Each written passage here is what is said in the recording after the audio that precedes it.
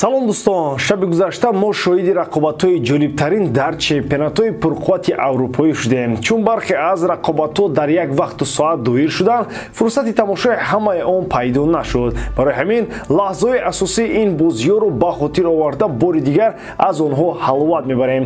Имрӯз мехоҳем шаҳри бозиҳоро бо формати дигар пешкаши шумо намоем ва мисли пештара ба чемпионатҳо тақсим намекунем. Аввалтар аз ҳама дар бораи бозиҳои топ аз ҳамаи чемпионатҳо гап зада, пас он ба бозиҳои дигар мегузарем. Шумо лайки қиматбоҳои худро гузошта тамошо кардан гиред, ҳамааш фаҳмо мешавад. Дӯстон, имрӯз боз давоми бозиҳо дар топ 5 чемпионатҳои аврупоӣ мегузарад ва шумо метавонед ҳамаи рақобатҳоро бо сарпарасти видеои мо ширкати 1x боз ҳам ҷолибтар гардонед.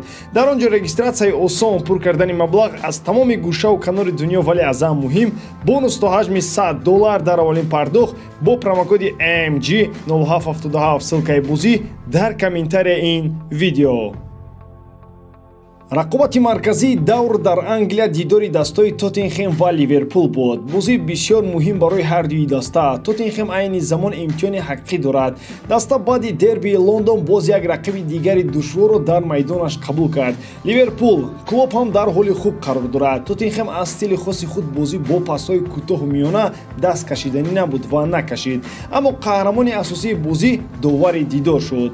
ӯ иштибоҳҳои хеле зиёд мекард. Кёртис Ҷонс ҳанӯз дар нимаи якум бо корти сурх ҷазо дода шуд. дарҳол пас аз хориҷ шудани ӯ Ливерпул бо кӯшиши Луис Диас гол зад, вале он бо сабаби офсайд ҳисоб карда нашуд. ин хатои бузурги доварон буд. тавре дар наворҳои такрорӣ дида шуд, офсайд набуд ва голи тозаи Лучоро ҳисоб накарданд. 10 нафара ҳолати Ливерпул он қадар бад ҳам набуд. ҳарчанд Сон Химин аввалин шуда гол ҳам зада бошад, Ливерпул дастае нест ки бо як корти сурх миёнашро шикананд. Гакпо дар охирҳои қисми якум ҳисобро баробар сохт. нимаи дуввум бо ҳамлаҳои тарафан ҷараён гирифт. дар миёнаи қисми дуввум боз як футболбози дигари Ливерпул Диего Жота бо корти сурх ҷазо дода шуд ва мерсайдиҳо 9 нафара монданд. аслан дар кор набуд ки дар маркази майдон чунин усул истифода бурда шавад.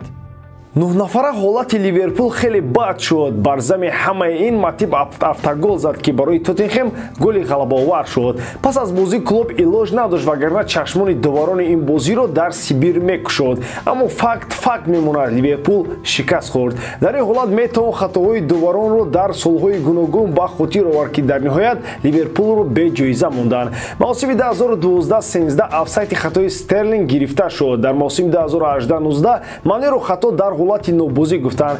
дар мавсими 2021-22 ту ба дасти Родри зад, пеналтии тозаро надоданд. дар ниҳоят ҳангоми ҳисобкунии имтиёз маъз холҳои бо сабаби хатои доварон аз даст рафта намерасиданд. ҳамагӣ як имтиёз намерасид барои чемпион шудани Ливерпул. мабодо ҳамин як хол имсол ҳам камӣ накунад.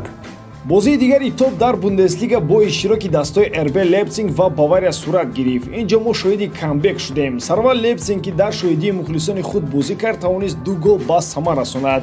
бозии мюнхениҳо дар қисми якум хеле заиф буд. шогирдони Тухел танҳо дар қисми дуввум ба худ омада бо голҳои Кейн ва Сане ҷавоб гардонданд. ҳисоб баробар шуд, аммо 3 холро Бавария танҳо дар хобаш гирифт. бозии марказии давр дар Ла Лига рақобати Реал Мадрид ва Жирона буд. ин аҷиб аст, аммо пас аз 7 давр дар Испания барои зинаи аввал маъз ҳамин ду даста мубориза мебурданд. Жирона дар оғози бозӣ 2 имконияти 100%-ро истифода накард ва барои ин ҷазо хӯрд. аввалан Ҷуд Беллингем дар зоири худ Лука Модричро дид ва бо ассисти беҳтарин Хоселоро таъмин кард. пас аз 4 дақиқаи ин гол дифогарони Жирона дар гирифтани мавқеъ хатои калон карда Тучуамениро дар танҳоӣ монданд. ӯ бо сар гол зада ҳисобро калонтар кард. нуқтаи ниҳоиро Беллингем бо голи худ дар нимаи дуввум монд. бозингари ҷавони англис боз беҳтарин футболбози дидор эътироф шуд. Реал бошад пас аз ин ғалаба ба зинаи якуми ҷадвал баромад. пирӯзӣ дар майдони рақиб қадру манзалати ин ғалабаро боз бештар кард.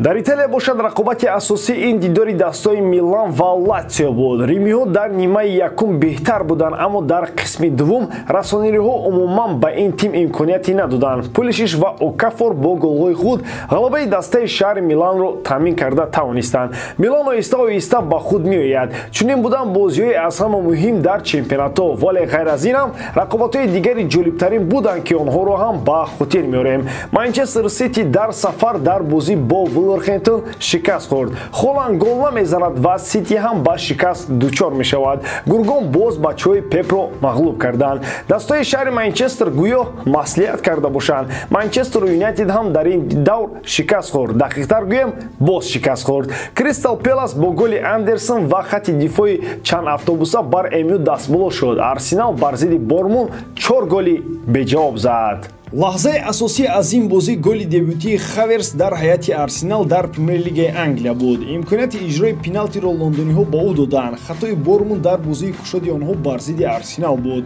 Аз бозии дастаҳои Брайтон ва Астон Вилла ҳама бозии серголро интизор доштанд, вале ҳеҷ кас пай бурда наметавонист ки Брайтон бо чунин ҳисоби бузург мағлуб мешавад. 6-1 шогирдони Эмери ғолиб омаданд. Баровардани футболбозони ҷавон дар хатти ниҳояи дифоӣ барои Брайтон фалокат шуд. Дар Италия ду дастаи машҳур бо як ҳисоб рақибони худро мағлуб карданд. Наполи дар сафар ба Лече ягон имконият надода 4 голи беҷавоб зад. Осимхену Хвича голу асист аз ин бозӣ доранд. Интер бошад 4 голи беҷавоб ба дарвозаи Салернитана зад. Ҳар 4 голро Лаутаро Мартинес зад. Покер. Аз бозиҳои Фаронса рақобати Монако ва Марсел аз ҳама сергол буд. Монако бо ҳисоби 3-2 дастболо шуд. Аввалин бозии Гатузо дар Марсел бо мағлубият тамом шуд. Клермон дар майдони худ ба ПСЖ имконияти ғалабаро надод. Бозии ин дастоҳо мусовӣ 0-0 ба анҷом расид. Аслан аз ин дидор ҳама интизори ғалабаи калон ва аз сафи парижиё буданд, вале Клермон дар дифоъ тоқат карду имкониятҳои голзании парижиёро рафт кард. Ба ҳамин тамом боридам ки эҷодкории ман ба шумо писанд биёяд. лайк, комментария ва дар канал обунашдаро аз ёд набароред. Бо шумо мисли ҳар вақта Муҳаммад Гейров. Хай бародарон, дар паноҳи Аллоҳ.